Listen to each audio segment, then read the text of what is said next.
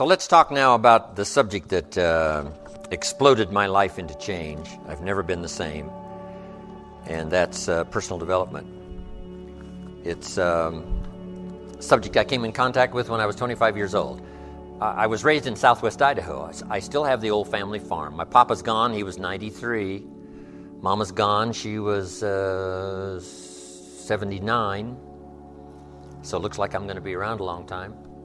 Good genes. My papa never retired. When he died, his paycheck was waiting for him. That's pretty good, right? So I intend to be around a long, long time, looks like. But anyway, I was raised in southwest Idaho and still have the old family farm, you know, raising the normal crops in that part of the world. And my neighbor raises Arabian horses, and I furnish clover sometimes for him. And some years it's potatoes, and some years it's winter wheat, and some years it's something else. Also got vineyards, got a new wine label, just finishing up. Rohn Bittner, Dr. Bittner's my partner.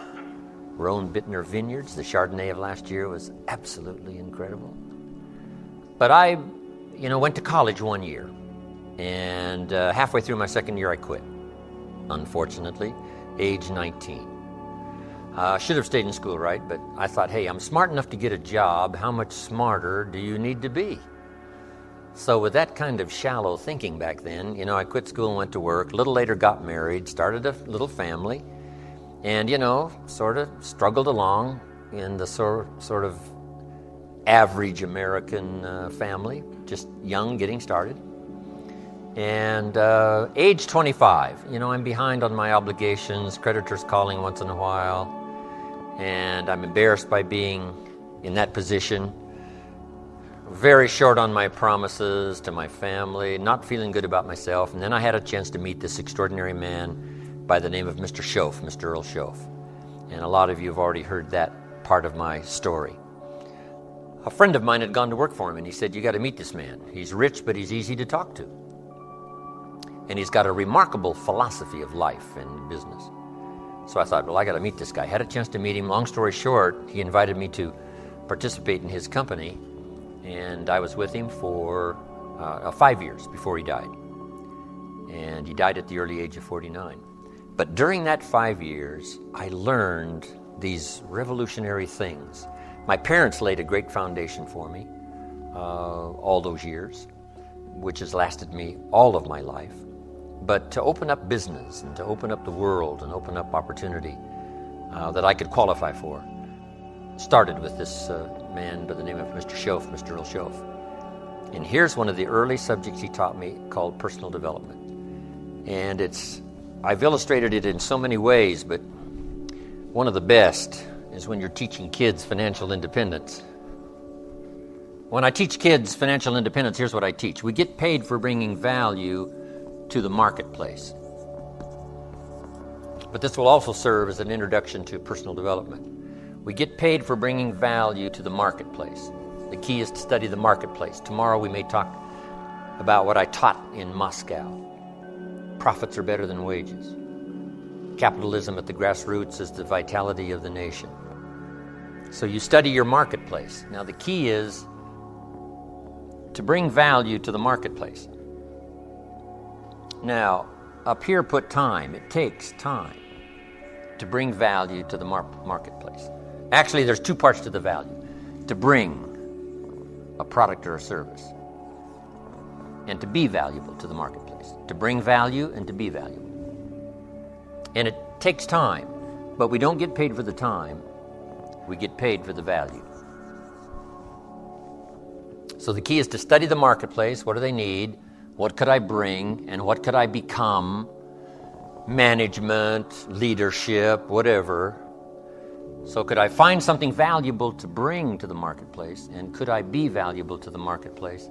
That is the key. Study the marketplace. But then my mentor said the main thing is to study yourself. And then when I teach economics to kids, I teach America's ladder to climb. Starts down here at $5 an hour, and this ladder starts going up like this. Top income last year, there's a whole variety of stories. I'm sure one of the top was something like 26 million, something like that. for 1 year. So we start at $5 an hour and we go up to 26 million. Now, here's what we call this: a heck of a ladder. Not much better way to describe it, right? That's a heck of a ladder. So, here's what everybody has the opportunity to climb the ladder. Now, first, all you need is what? A chance. That's all everybody needs is a chance and a start. And now education as to how to take advantage of your chance, how to get started, and use your education to move up this ladder, speaking financially. Now, there's a lot of ways to grow, but speaking financially, this is the deal. So let's say you start at $5 an hour. And really, who cares where you start as long as they let you on the ladder. So you start at $5 an hour. Now the first key is, how do you increase the $5?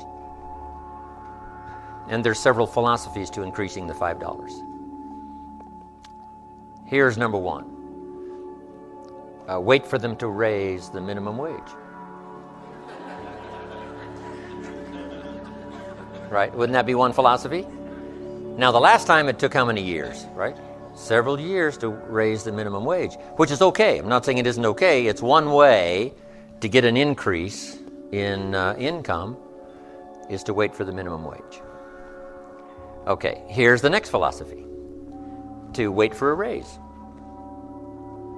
which is certainly legitimate. Now the question is, how often do the raises come?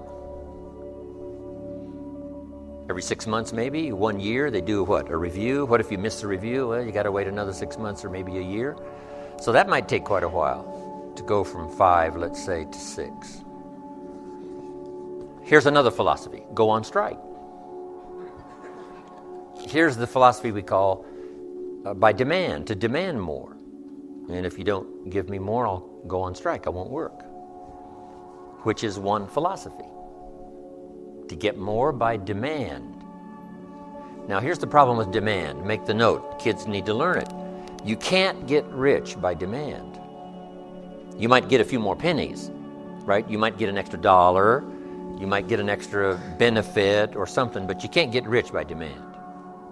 Here's why. Not that it isn't America, and not that it isn't that economically now we're doing incredibly well.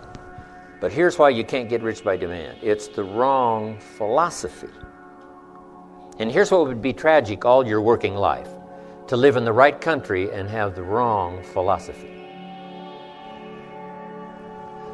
So you can't get rich by demand. Then how could you get rich in America? It's very simple. Change your philosophy. And what would be the new philosophy? Answer: you get rich by performance, not by demand. Now, my mentor says, some people don't just make $5 an hour. They've moved up to $6. How easy would it be to get to $6? Probably pretty easy. If you worked for McDonald's, they paid you $5 an hour, hauling out the trash. If you whistle while you haul out the trash, they'll pay you $6 an hour. Right? Here's an unusual person. They deserve $6 just because of their attitude. Wear the hat, say yay McDonald's. Okay? So for that, you get an extra, what? $1 an hour, because the company recognizes, hey, looks like this is going to be an oncoming person. So it's not that difficult to go from 5 to 6. But here's what's interesting. Some earn $50 an hour, 10 times as much. How could you multiply your income by 10? One, you probably couldn't do it waiting for a raise. Certainly you couldn't do it waiting for them to change the minimum wage. And you certainly couldn't do it by demand. Because usually when they make demands, they don't demand that you multiply my income by 10. People don't go on strike for multiplying their income by 10, usually, right? It's just a little increase. So, how could you go from 5 to 10? Interesting. But that's not the end of it. Can you think of somebody that makes $500 an hour?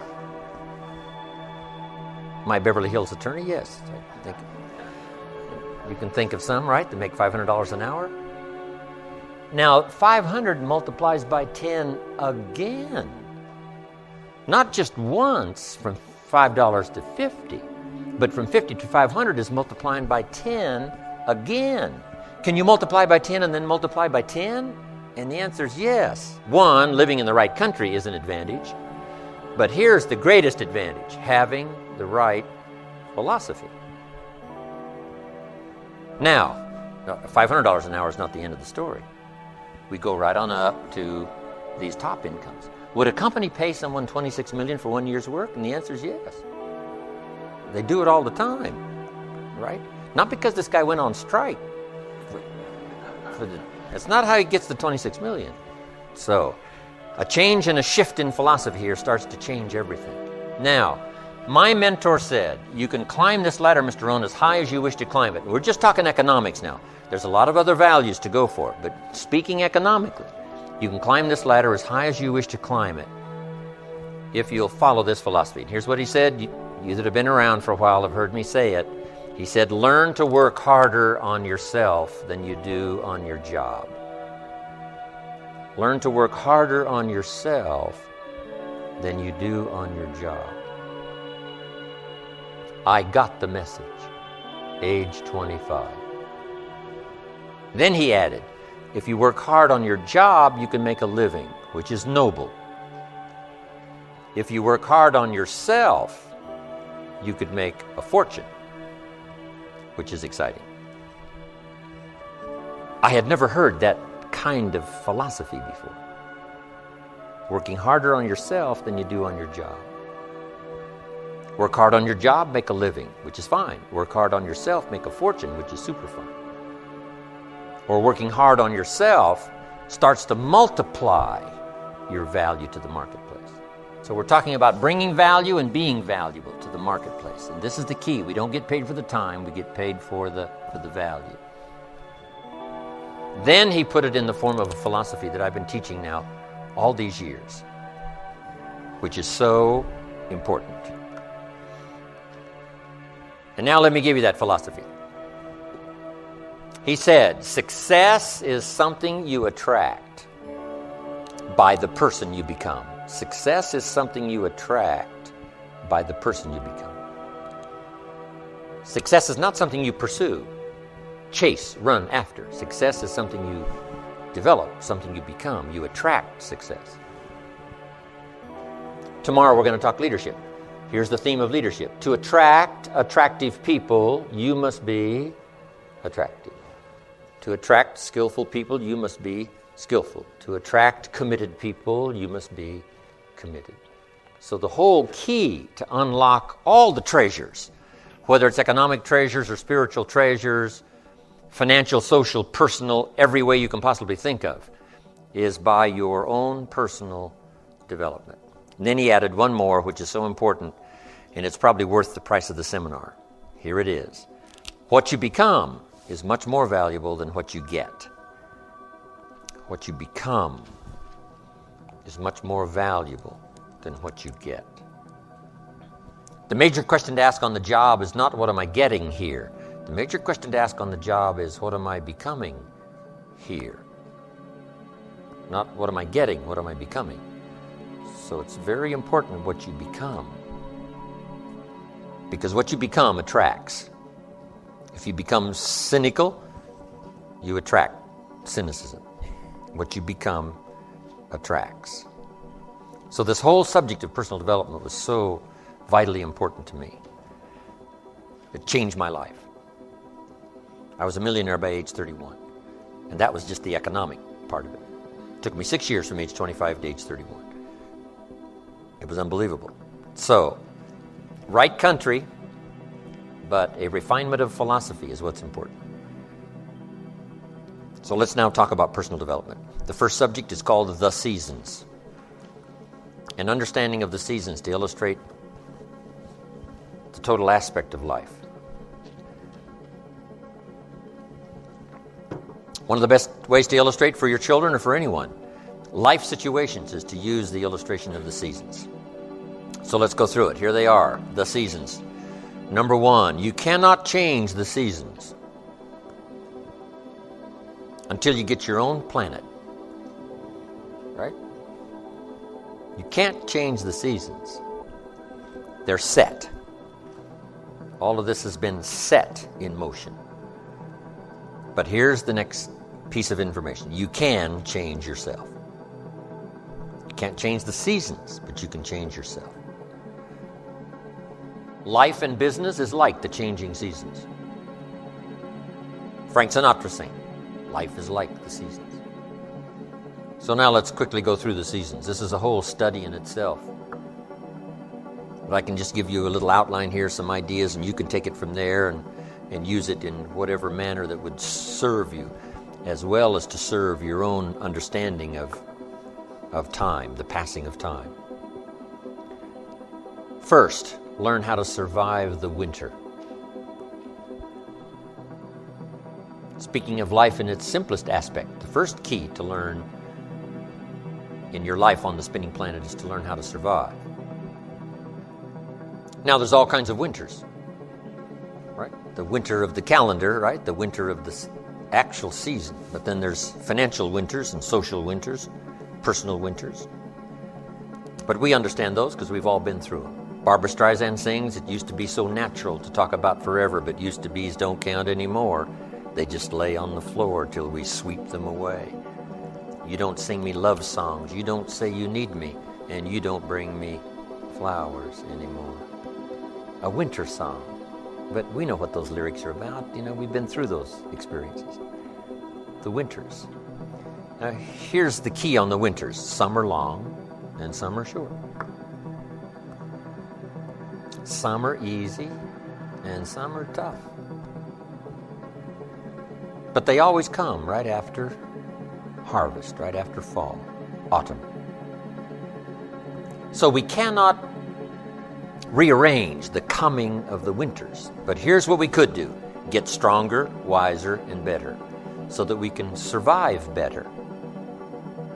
And our life will be less eroded by learning to handle the next winter.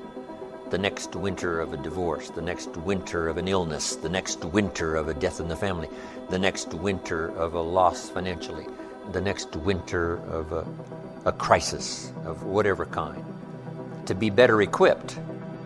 So here's the key, to learn the seasons so that you can approach it all in a very intelligent way. For kids, we teach the ant philosophy. The ant philosophy. So for the kids that aren't here, take this home. For the kids that aren't here, the ant philosophy. And here's the little short list on the ant philosophy. Number 1, ants never quit.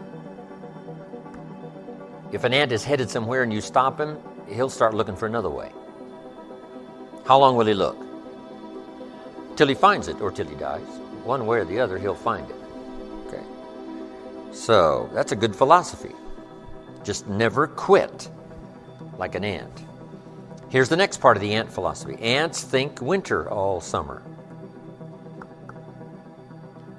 You got to think negative when it's positive. And not be disillusioned. That's why ants always seem to be in a hurry. Why are they in a hurry? Because they're thinking winter, winter, winter, hurry, hurry, hurry, get going, go, go, go, go. So you must think negative when it's positive. You must think winter when it's summer. Here's some of the best advice. It comes from classic tradition. A great story says, don't build your house on the sand in the summer. Why be given that advice? Because it's easy to get faked out in the summer.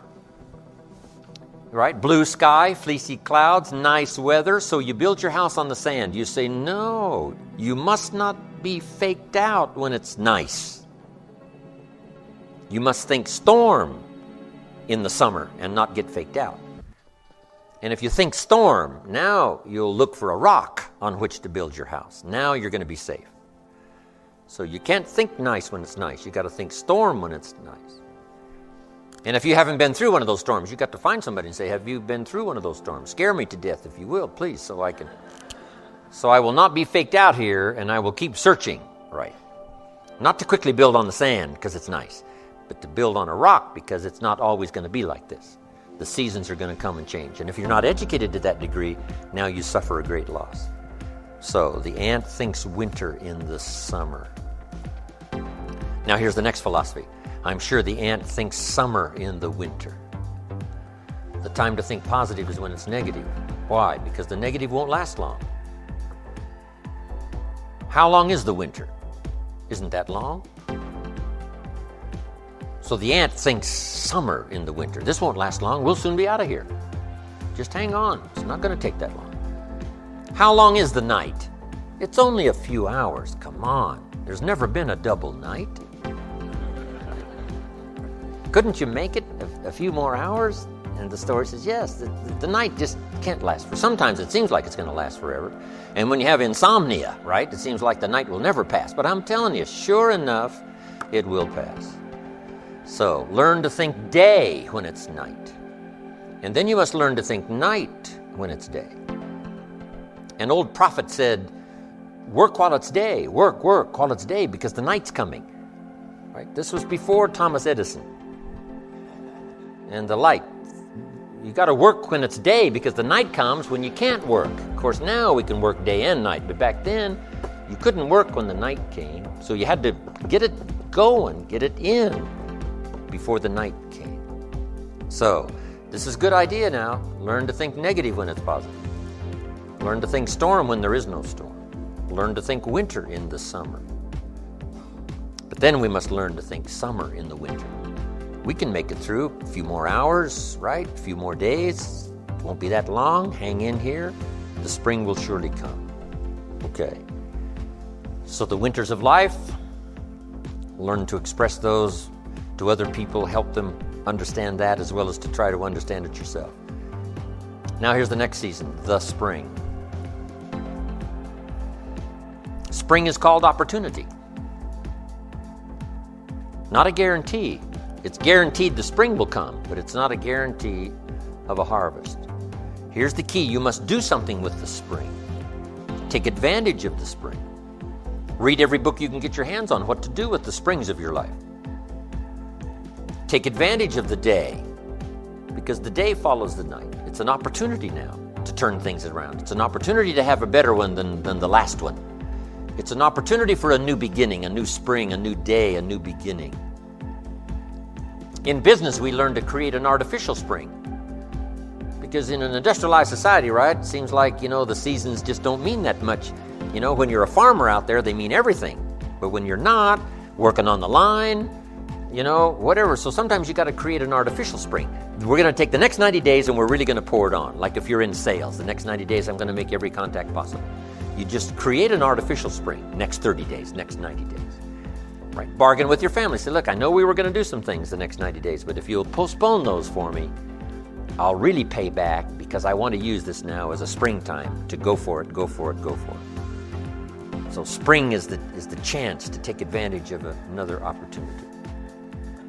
The day follows the night. It is a promise, but you must take advantage, do something with it. Now, here's what you must do in the spring. It's a very short season usually. You must hurry. You wouldn't ask a farmer to go bowling in the spring. He hasn't got time. Why? The season is too short. The planting season is too short. You got to get it done fairly quickly. And life at its longest is short. The Beatles wrote, life is very short. Which is true. My father lived to be 93, but it seemed to be very short. It didn't seem that long. So life is short. For John Lennon, it was extra short. For Michael Landon, life was extra short. For my mentor, died at age 49, that's extra short. But life at the longest is short. So you must learn to appreciate opportunity and take advantage of it while it's day, while it's time. Now we call spring a window of opportunity. If you have a chance to talk to someone, the window's open. It may not stay open very long, so take advantage. Don't hesitate. Meet a new friend. Talk to somebody while the window's open. Now here's the season for everybody to understand because it is so applicable to our life, and that's the season of summer. Two things we must do in the summer: nourish our values and protect. Nourish like a mother, protect like a father. The twin challenges in the summertime help to illustrate life, that we are confronted with both good and evil. Is that the way it should be? You got to ask somebody a little higher up than me.